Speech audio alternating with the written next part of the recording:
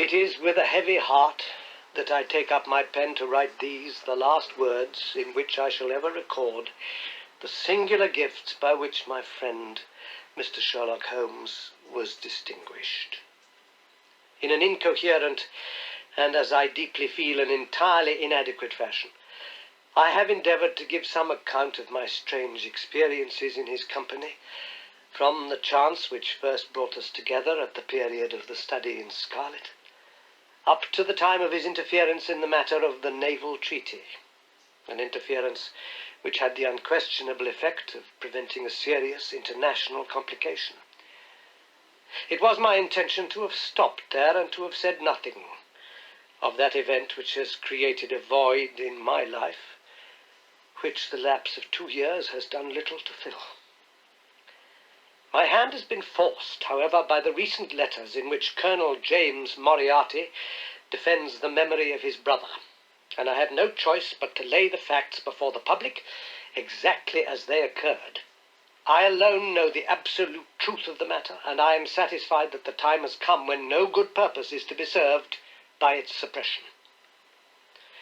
As far as I know, there have been only 3 accounts in the public press, that in the Journal de Genève on May the 6th, 1891, the Reuters dispatch in the English papers on May the 7th, and finally the recent letters to which I have alluded. Of these, the first and second were extremely condensed, while the last is, as I shall now show, an absolute perversion of the facts. It lies with me to tell for the first time what really took place between Professor Moriarty and Mr. Sherlock Holmes. It may be remembered that after my marriage and my subsequent start in private practice, the very intimate relations which had existed between Holmes and myself became to some extent modified. He still came to me from time to time when he desired a companion in his investigations, but these occasions grew more and more seldom until I find that in the year 1890 there were only 3 cases of which I retain any record. During the winter of that year and the early spring of 1891, I saw in the papers that he had been engaged by the French government upon a matter of supreme importance, and I received 2 notes from Holmes dated from Narbonne and from Nîmes, from which I gathered that his stay in France was likely to be a long one. It was with some surprise, therefore, that I saw him walk into my consulting room upon the evening of April the 24th. It struck me that he was looking even paler and thinner than usual. "Yes, I have been using myself up rather too freely," he remarked in answer to my look rather than to my words. "I have been a little pressed of late. Have you any objection to my closing your shutters?" The only light in the room came from the lamp upon the table at which I had been reading. Holmes edged his way round the wall, and flinging the shutters together, he bolted them securely. "You are afraid of something?" I asked. "Well, I am." "Of what?" "Of air guns." "My dear Holmes, what do you mean?" "I think that you know me well enough, Watson, to understand that I am by no means a nervous man. At the same time, it is stupidity rather than courage to refuse to recognize danger when it is close upon you. Might I trouble you for a match?" He drew in the smoke of his cigarette as if the soothing influence was grateful to him. "I must apologize for calling so late," said he, "and I must further beg of you to be so unconventional as to allow me to leave your house presently by scrambling over your back garden wall." "But what does it all mean?" I asked. He held out his hand, and I saw in the light of the lamp that 2 of his knuckles were burst and bleeding. "It's not an air in nothing, you see," said he, smiling. "On the contrary, it is solid enough for a man to break his hand over. Is Mrs. Watson in?" "She's away upon a visit." "Indeed? You are alone?" "Quite." "Then it makes it the easier for me to propose that you should come away with me, for a week, to the continent." "Where?" "Oh, anywhere, it's all the same to me." There was something very strange in all this. It was not Holmes's nature to take an aimless holiday, and something about his pale, worn face told me that his nerves were at their highest tension. He saw the question in my eyes, and putting his fingertips together and his elbows upon his knees, he explained the situation. "You've probably never heard of Professor Moriarty," said he. "Never." "Aye, there's the genius and the wonder of the thing," he cried. "The man pervades London and no one has heard of him. That's what puts him on a pinnacle in the records of crime. I tell you, Watson, in all seriousness, that if I could beat that man, if I could free society of him, I should feel that my own career had reached its summit, and I should be prepared to turn to some more placid line in life. Between ourselves, the recent cases in which I have been of assistance to the royal family of Scandinavia and to the French Republic have left me in such a position that I could continue to live in the quiet fashion which is most congenial to me, and to concentrate my attention upon my chemical researches. But I could not rest, Watson. I could not sit quiet in my chair if I thought that such a man as Professor Moriarty were walking the streets of London unchallenged. What has he done, then? His career has been an extraordinary one. He's a man of good birth and excellent education, endowed by nature with a phenomenal mathematical faculty. At the age of 21, he wrote a treatise upon the binomial theorem, which has had a European vogue. On the strength of it, he won the mathematical chair at one of our smaller universities and had, to all appearances, a most brilliant career before him. But the man had hereditary tendencies of the most diabolical kind. A criminal strain ran in his blood, which, instead of being modified, was increased and rendered infinitely more dangerous by his extraordinary mental powers. Dark rumours gathered round him in the university town, and eventually he was compelled to resign his chair and to come down to London, where he set up as an army coach. So much is known to the world, but what I'm telling you now is what I have myself discovered. As you are aware, Watson, there is no one who knows the higher criminal world of London so well as I do. For years past, I have continually been conscious of some power behind the malefactor, some deep organizing power which forever stands in the way of the law and throws its shield over the wrongdoer. Again and again, in cases of the most varying sorts, forgery cases, robberies, murders, I have felt the presence of this force, and I have deduced its action in many of those undiscovered crimes in which I have not been personally consulted. For years I have endeavoured to break through the veil which shrouded it, and at last the time came when I seized my thread and followed it until it led me, after 1,000 cunning windings, to ex-Professor Moriarty, of mathematical celebrity. He is the Napoleon of crime, Watson. He is the organizer of half that is evil, and of nearly all that is undetected in this great city. He is a genius, a philosopher, an abstract thinker. He has a brain of the first order. He sits motionless like a spider in the center of its web, but that web has 1,000 radiations, and he knows well every quiver of each of them. He does little himself. He only plans. But his agents are numerous and splendidly organized. Is there a crime to be done? A paper to be abstracted, we will say, a house to be rifled, a man to be removed. The word is passed to the professor, the matter is organized and carried out. The agent may be caught. In that case, money is found for his bail or his defense. But the central power which uses the agent is never caught, never so much as suspected. This was the organization which I deduced, Watson, and which I devoted my whole energy to exposing and breaking up. But the professor was fenced around with safeguards so cunningly devised that, do what I would, it seemed impossible to get evidence which would convict in a court of law. You know my powers, my dear Watson, and yet at the end of 3 months I was forced to confess that I had at last met an antagonist who was my intellectual equal. My horror at his crimes was lost in my admiration at his skill. But at last he made a trip, only a little trip, but it was more than he could afford when I was so close upon him. I had my chance, and starting from that point, I have woven my net round him until now it is all ready to close. In 3 days, that is to say, on Monday next, matters will be ripe, and the professor, with all the principal members of his gang, will be in the hands of the police. Then will come the greatest criminal trial of the century, the clearing up of over 40 mysteries, and the rope for all of them. But if we move at all prematurely, You understand? They may slip out of our hands even at the last moment. Now, if I could have done this without the knowledge of Professor Moriarty, all would have been well, but he was too wily for that. He saw every step which I took to draw my toils around him. Again and again he strove to break away, but I as often headed him off.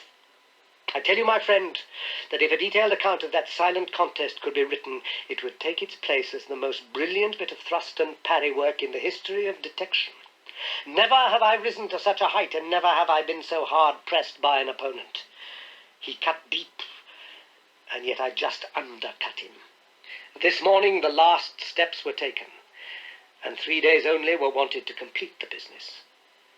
I was sitting in my room thinking the matter over, when the door opened and Professor Moriarty stood before me. My nerves are fairly proof, Watson, but I must confess to a start when I saw the very man who'd been so much in my thoughts, standing there on my threshold. His appearance was quite familiar to me. He is extremely tall and thin. His forehead domes out in a white curve, and his 2 eyes are deeply sunken in his head. He is clean-shaven, pale, and ascetic-looking, retaining something of the professor in his features. His shoulders are rounded from much study, and his face protrudes forward and is forever slowly oscillating from side to side in a curiously reptilian fashion. He peered at me with great curiosity in his puckered eyes. "You have less frontal development than I should have expected," said he at last. "It is a dangerous habit to finger loaded firearms in the pocket of one's dressing gown."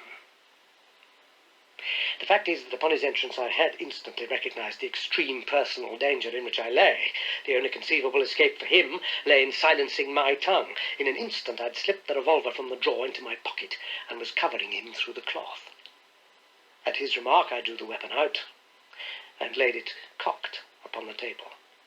He still smiled and blinked, but there was something about his eyes which made me feel very glad that I had it there.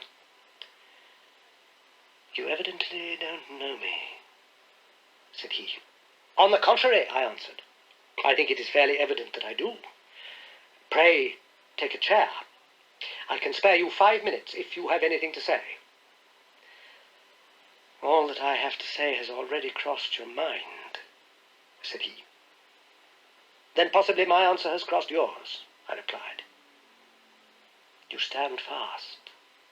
"Absolutely." He clapped his hand into his pocket, and I raised the pistol from the table, but he merely drew out a memorandum book in which he'd scribbled some dates. "You crossed my path on the 4th of January, said he. "On the 23rd you incommoded me. By the middle of February I was seriously inconvenienced by you. At the end of March I was absolutely hampered in my plans, and now at the close of April I find myself placed in such a position through your continual persecution that I am in positive danger of losing my liberty. The situation is becoming an impossible one." "Have you any suggestion to make?" I asked. "You must drop it, Mr. Holmes," said he, swaying his face about. "You really must, you know." "After Monday," said I. "Tut, tut," said he. "I am quite sure that a man of your intelligence will see that there can be but one outcome to this affair. It is necessary that you should withdraw. You have worked things in such a fashion that we have only one resource left. It has been an intellectual treat to me to see the way in which you have grappled with this affair, and I say unaffectedly that it would be a grief to me to be forced to take any extreme measure. You smile, sir, but I assure you that it really would." "Danger is part of my trade," I remarked. "This is not danger," said he. "It is inevitable destruction. You stand in the way not merely of an individual, but of a mighty organization, the full extent of which you, with all your cleverness, have been unable to realize. You must stand clear, Mr. Holmes, or be trodden underfoot. I'm afraid, said I, rising, that in the pleasure of this conversation I am neglecting business of importance which awaits me elsewhere. He rose also and looked at me in silence, shaking his head sadly. Well, well, said he at last, it seems a pity, but I have done what I could. I know every move of your game. You can do nothing before Monday. It has been a duel between you and me, Mr. Holmes. You hope to place me in the dock. I tell you that I will never stand in the dock. You hope to beat me. I tell you that you will never beat me. If you are clever enough to bring destruction upon me, rest assured that I shall do as much to you. You have paid me several compliments, Mr. Moriarty, said I. Let me pay you one in return when I say that if I were assured of the former eventuality, I would, in the interests of the public, cheerfully accept the latter. I can promise you the one, but not the other. He snarled, and so turned his rounded back upon me and went peering and blinking out of the room. That was my singular interview with Professor Moriarty. I confess that it left an unpleasant effect upon my mind. His soft, precise fashion of speech leaves a conviction of sincerity which a mere bully could not produce. Of course you will say, why not take police precautions against him? The reason is that I am well convinced that it is from his agents the blow would fall. I have the best of proofs that it would be so. You have already been assaulted. My dear Watson, Professor Moriarty is not a man who lets the grass grow under his feet. I went out about midday to transact some business in Oxford Street. As I passed the corner, which leads from Benting Street onto the Welbeck Street crossing, a two-horse van, furiously driven, whizzed round and was on me like a flash. I sprang for the footpath and saved myself by the fraction of a second. The van dashed round by Marybone Lane and was gone in an instant. I kept to the pavement after that, Watson. But as I walked down Vere Street, a brick came down from the roof of one of the houses and was shattered to fragments at my feet. I called the police and had the place examined. There were slates and bricks piled up on the roof preparatory to some repairs, and they would have had me believe that the wind had toppled over one of these. Of course I knew better, but I could prove nothing. I took a cab after that and reached my brother's rooms in Pall Mall, where I spent the day. Now I've come round to you, and on my way I was attacked by a rough with a bludgeon. I knocked him down, and the police had him in custody, but I can tell you with the most absolute confidence that no possible connection will ever be traced between the gentleman upon whose front teeth I have barked my knuckles and the retiring mathematical coach who is, I dare say, working out problems upon a blackboard 10 miles away. You will not wonder, Watson, that my first act on entering your rooms was to close your shutters, and that I have been compelled to ask your permission to leave the house by some less conspicuous exit than the front door. I'd often admired my friend's courage, but never more than now, as he sat quietly checking off a series of incidents which must have combined to make up a day of horror. You will spend the night here, I said. No, my friend. You might find me a dangerous guest. I have my plans laid, and all will be well. Matters have gone so far now that they can move without my help as far as the arrest goes, though my presence is necessary for a conviction. It is obvious, therefore, that I cannot do better than get away for the few days which remain before the police are at liberty to act. It would be a great pleasure to me, therefore, if you could come on to the continent with me. Mother practice is quiet, said I, and I have an accommodating neighbour. I should be glad to come. And to start tomorrow morning, if necessary. Oh, yes, it is most necessary. Then, these are your instructions, and I beg, my dear Watson, that you will obey them to the letter, for you are now playing a double-handed game with me against the cleverest rogue and the most powerful syndicate of criminals in Europe. Now listen, you will dispatch whatever luggage you intend to take by a trusty messenger, unaddressed, to Victoria tonight. In the morning you will send for a hansom, desiring your man to take neither the first nor the second which may present itself. Into this hansom you will jump, and you will drive to the Strand end of the Lowther Arcade, handing the address to the cabman upon a slip of paper, with a request that he will not throw it away. Have your fare ready, and the instant that your cab stops, dash through the arcade, timing yourself to reach the other side at 9:15. You will find a small brougham waiting close to the curb, driven by a fellow with a heavy black cloak tipped at the collar with red. Into this you will step, and you will reach Victoria in time for the Continental Express. Where shall I meet you? At the station. The second first-class carriage from the front will be reserved for us. The carriage is our rendezvous, then? Yes. It was in vain that I asked Holmes to remain for the evening. It was evident to me that he thought he might bring trouble to the roof he was under, and that was the motive which impelled him to go. With a few hurried words as to our plans for the morrow, he rose and came out with me into the garden, clambering over the wall which leads into Mortimer Street, and immediately whistling for a hansom, in which I heard him drive away. In the morning I obeyed Holmes's injunctions to the letter. A hansom was procured with such precautions as would prevent its being one which was placed ready for us, and I drove immediately after breakfast to the Lowther Arcade, through which I hurried at the top of my speed. A brougham was waiting with a very massive driver wrapped in a dark cloak, who, the instant that I'd stepped in, whipped up the horse and rattled off to Victoria Station. On my alighting there, he turned the carriage and dashed away again without so much as a look in my direction.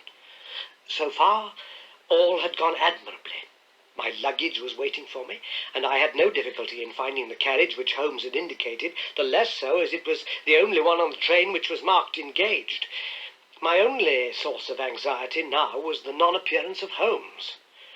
The station clock marked only 7 minutes from the time when we were due to start. In vain I searched among the groups of travellers and leave-takers for the lithe figure of my friend. There was no sign of him. I spent a few minutes in assisting a venerable Italian priest who was endeavouring to make a porter understand in his broken English that his luggage was to be booked through to Paris. Then, having taken another look round, I returned to my carriage, where I found that the porter, in spite of the ticket, had given me my decrepit Italian friend as a travelling companion. It was useless for me to explain to him that his presence was an intrusion, for my Italian was even more limited than his English. So I shrugged my shoulders resignedly and continued to look out anxiously for my friend. A chill of fear had come over me, as I thought that his absence might mean that some blow had fallen during the night. Already the doors had all been shut and the whistle blown when, "My dear Watson," said a voice, "you have not even condescended to say good morning." I turned in uncontrollable astonishment. The aged ecclesiastic had turned his face towards me. For an instant the wrinkles were smoothed away, the nose drew away from the chin, the lower lip ceased to protrude, and the mouth to mumble. The dull eyes regained their fire, the drooping figure expanded. The next, the whole frame collapsed again, and Holmes had gone as quickly as he'd come. "Good heavens!" I cried. "How you startled me!" "Every precaution is still necessary," he whispered. "I have reason to think that they are hot upon our trail. Ah, there is Moriarty himself." The train had already begun to move as Holmes spoke. Glancing back, I saw a tall man pushing his way furiously through the crowd and waving his hand as if he desired to have the train stopped. It was too late, however, for we were rapidly gathering momentum, and an instant later had shot clear of the station. "With all our precautions, you see that we have cut it rather fine," said Holmes, laughing. He rose, and throwing off the black cassock and hat which had formed his disguise, he packed them away in a handbag. "Have you seen the morning paper, Watson?" "No." "You haven't seen about Baker Street, then?" "Baker Street? They set fire to our rooms last night. No great harm was done." "Good heavens, Holmes, this is intolerable. They must have lost my track completely after their bludgeon man was arrested. Otherwise they could not have imagined that I'd returned to my rooms. They've evidently taken the precaution of watching you, however, and that is what has brought Moriarty to Victoria. You could not have made any slip in coming." "I did exactly what you advised. Did you find your brougham?" "Yes, it was waiting. Did you recognize the coachman?" "No. It was my brother, Mycroft. It is an advantage to get about in such a case without taking a mercenary into your confidence. But we must plan what we are to do about Moriarty now." As this is an express, and as the boat runs in connection with it, I should think we've shaken him off very effectively. My dear Watson, you evidently did not realize my meaning when I said that this man may be taken as being quite on the same intellectual plane as myself. You do not imagine that if I were the pursuer, I should allow myself to be baffled by so slight an obstacle. Why then should you think so meanly of him? What will he do? What I should do? What would you do then? Engage a special. But it must be late. By no means. This train stops at Canterbury, and there is always at least a quarter of an hour's delay at the boat. He will catch us there. One would think that we were the criminals. Let us have him arrested on his arrival. It would be to ruin the work of 3 months. We should get the big fish, but the smaller would dart right and left out of the net. On Monday, we should have them all. No, an arrest is inadmissible. What then? We shall get out at Canterbury. And then? Well, then we must make a cross-country journey to Newhaven, and so over to Dieppe. Moriarty will again do what I should do. He will get on to Paris, mark down our luggage, and wait for 2 days at the depot. In the meantime, we shall treat ourselves to a couple of carpet-bags, encourage the manufactures of the countries through which we travel, and make our way at our leisure into Switzerland via Luxembourg and Basle. At Canterbury, therefore, we alighted, only to find that we should have to wait an hour before we could get a train to Newhaven. I was still looking rather ruefully after the rapidly disappearing luggage van which contained my wardrobe when Holmes pulled my sleeve and pointed up the line. "Already, you see," he said. Far away, among the Kentish woods, there rose a thin spray of smoke. A minute later, a carriage and engine could be seen flying along the open curve which leads to the station. We had hardly time to take our place behind a pile of luggage when it passed with a rattle and a roar, beating a blast of hot air into our faces. "There he goes," said Holmes, as we watched the carriage swing and rock over the points. There are limits, you see, to our friend's intelligence. It would have been a coup de maître had he deduced what I would deduce, and acted accordingly. And what would he have done had he overtaken us? There cannot be the least doubt that he would have made a murderous attack upon me. It is, however, a game at which two may play. The question now is whether we should take a premature lunch here or run our chance of starving before we reach the buffet at Newhaven.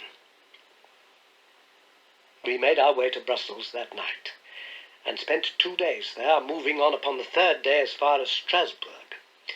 On the Monday morning, Holmes had telegraphed to the London police, and in the evening we found a reply waiting for us at our hotel. Holmes tore it open and then with a bitter curse hurled it into the grate. "I might have known it," he groaned. "He has escaped." Moriarty?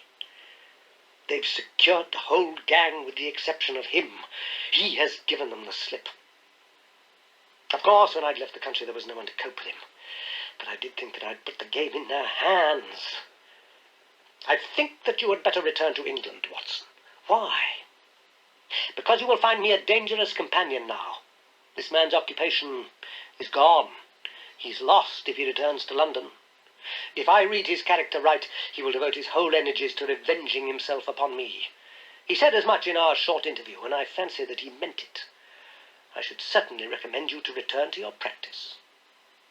It was hardly an appeal to be successful with one who was an old campaigner, as well as an old friend. We sat in the Strasbourg salle à manger, arguing the question for half an hour. But the same night we had resumed our journey, and were well on our way to Geneva. For a charming week, we wandered up the valley of the Rhone, and then branching off at Luc, we made our way over the Gemmi Pass, still deep in snow, and so by way of Interlaken to Meiringen.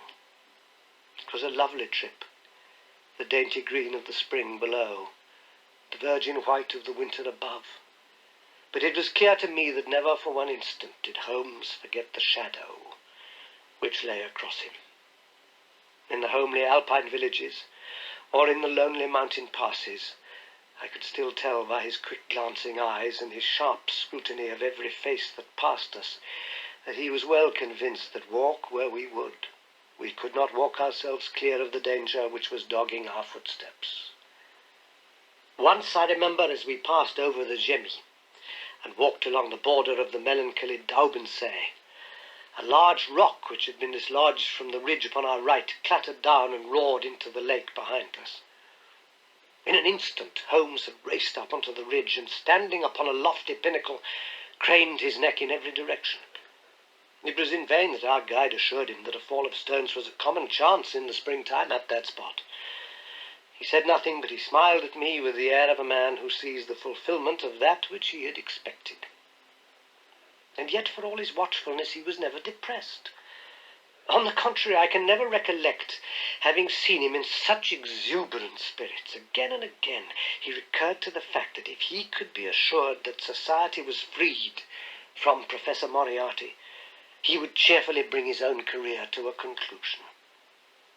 "I think that I may go so far as to say, Watson, that I have not lived wholly in vain," he remarked. "If my record were closed tonight, I could still survey it with equanimity. The air of London is the sweeter for my presence. In over 1,000 cases I am not aware that I have ever used my powers upon the wrong side. Of late I have been tempted to look into the problems furnished by nature rather than those more superficial ones for which our artificial state of society is responsible. Your memoirs will draw to an end, Watson, upon the day that I crown my career by the capture or extinction of the most dangerous and capable criminal in Europe. I shall be brief, and yet exact, in the little which remains for me to tell. It is not a subject on which I would willingly dwell, and yet I am conscious that a duty devolves upon me to omit no detail. It was on the 3rd of May that we reached the little village of Meiringen, where we put up at the Englische Hof, then kept by Peter Steiler the elder. Our landlord was an intelligent man and spoke excellent English, having served for 3 years as waiter at the Grosvenor Hotel in London. At his advice, on the afternoon of the 4th, we set off together with the intention of crossing the hills and spending the night at the hamlet of Rosenlaui. We had strict injunctions, however, on no account to pass the falls of Reichenbach, which are about halfway up the hills, without making a small detour to see them.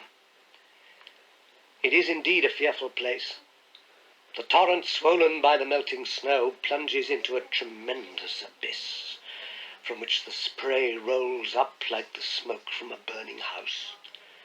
The shaft into which the river hurls itself is an immense chasm, lined by glistening coal-black rock, and narrowing into a creaming, boiling pit of incalculable depth, which brims over and shoots the stream onward over its jagged lip.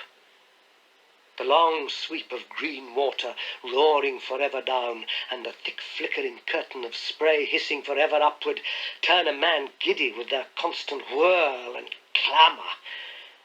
We stood near the edge, peering down at the gleam of the breaking water far below us against the black rocks, and listening to the half-human shout which came booming up with the spray out of the abyss.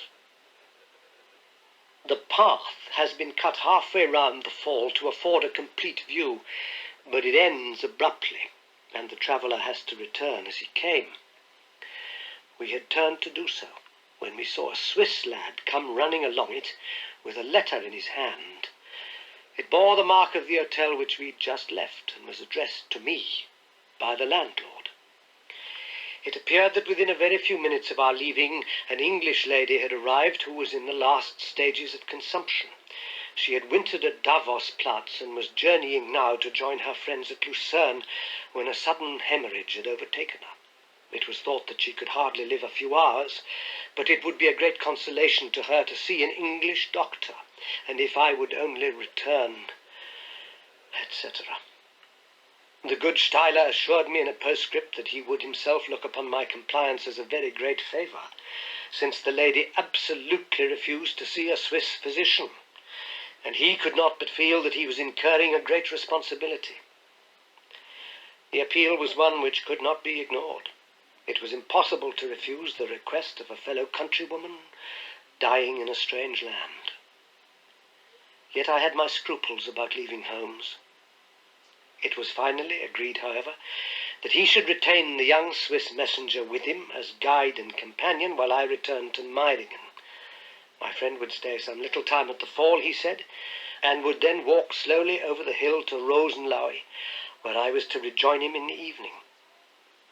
As I turned away, I saw Holmes, with his back against a rock and his arms folded, gazing down at the rush of the waters.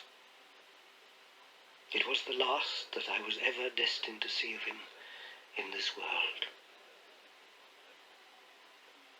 When I was near the bottom of the descent, I looked back. It was impossible from that position to see the fall, but I could see the curving path which winds over the shoulder of the hills and leads to it. Along this a man was, I remember, walking very rapidly. I could see his black figure clearly outlined against the green behind him. I noted him and the energy with which he walked, but he passed from my mind again as I hurried on upon my errand. It may have been a little over an hour before I reached Maryngan. Old Steiler was standing at the porch of his hotel. "Well," said I, as I came hurrying up, "I trust that she is no worse." A look of surprise passed over his face, and at the first quiver of his eyebrows, my heart turned to lead in my breast. "You did not write this?" I said, pulling the letter from my pocket. "There is no sick Englishwoman in the hotel?" "Certainly not," he cried.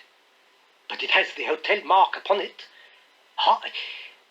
"It must have been written by that tall Englishman who came in after you had gone. He said—" But I waited for none of the landlord's explanation. In a tingle of fear, I was already running down the village street and making for the path which I had so lately descended. It had taken me an hour to come down. For all my efforts, 2 more had passed before I found myself at the fall of Reichenbach once more. There was Holmes's alpenstock, still leaning against the rock by which I had left him.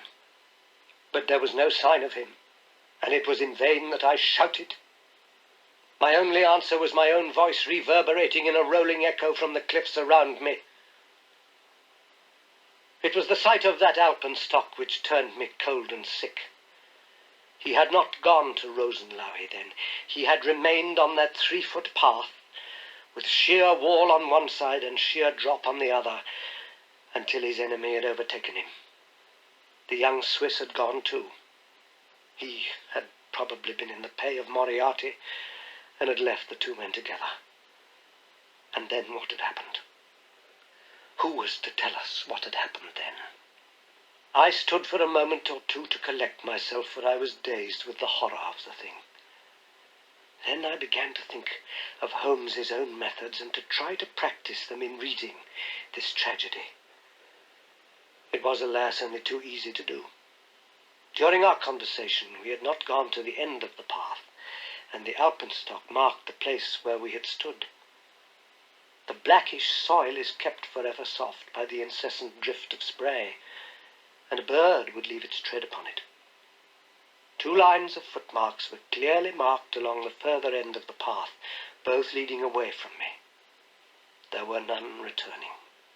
A few yards from the end, the soil was all ploughed up into a patch of mud, and the brambles and ferns which fringed the chasm were torn and bedraggled.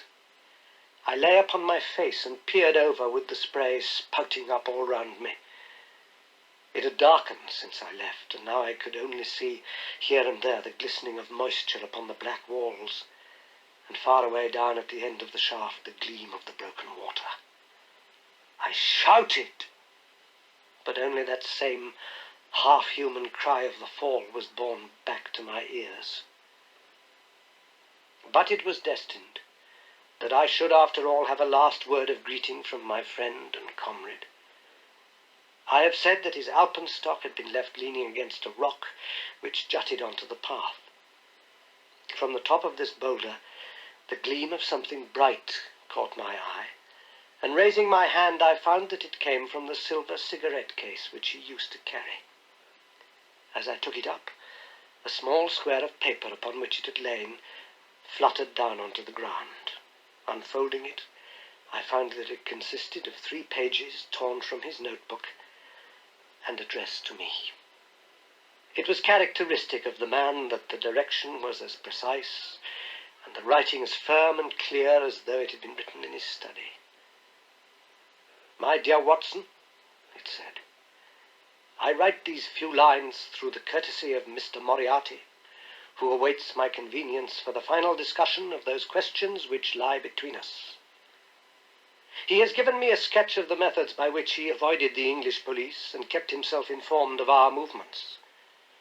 They certainly confirm the very high opinion which I had formed of his abilities. I am pleased to think that I shall be able to free society from any further effects of his presence, though I fear that it is at a cost which will give pain to my friends, and especially, my dear Watson, to you. I have already explained to you, however, that my career had in any case reached its crisis, and that no possible conclusion to it could be more congenial to me than this. Indeed, if I may make a full confession to you, I was quite convinced that the letter from Myringen was a hoax, and I allowed you to depart on that errand under the persuasion that some development of this sort would follow. Tell Inspector Patterson that the papers which he needs to convict the gang are in pigeonhole M, done up in a blue envelope and inscribed Moriarty. I made every disposition of my property before leaving England and handed it to my brother Mycroft. Pray give my greetings to Mrs. Watson, and believe me to be, my dear fellow, very sincerely yours, Sherlock Holmes. A few words may suffice to tell the little that remains. An examination by experts leaves little doubt that a personal contest between the two men ended, as it could hardly fail to end in such a situation, in their reeling over, locked in each other's arms. Any attempt at recovering the bodies was absolutely hopeless. And there, deep down in that dreadful cauldron of swirling water and seething foam, will lie for all time the most dangerous criminal and the foremost champion of the law of their generation. The Swiss youth was never found again, and there can be no doubt that he was one of the numerous agents whom Moriarty kept in his employ. As to the gang, it will be within the memory of the public how completely the evidence which Holmes had accumulated exposed their organization, and how heavily the hand of the dead man weighed upon them. Of that terrible chief, few details came out during the proceedings, and if I have now been compelled to make a clear statement of his career, it is due to those injudicious champions who have endeavored to clear his memory by attacks upon him whom I shall ever regard as the best and the wisest man I have ever known.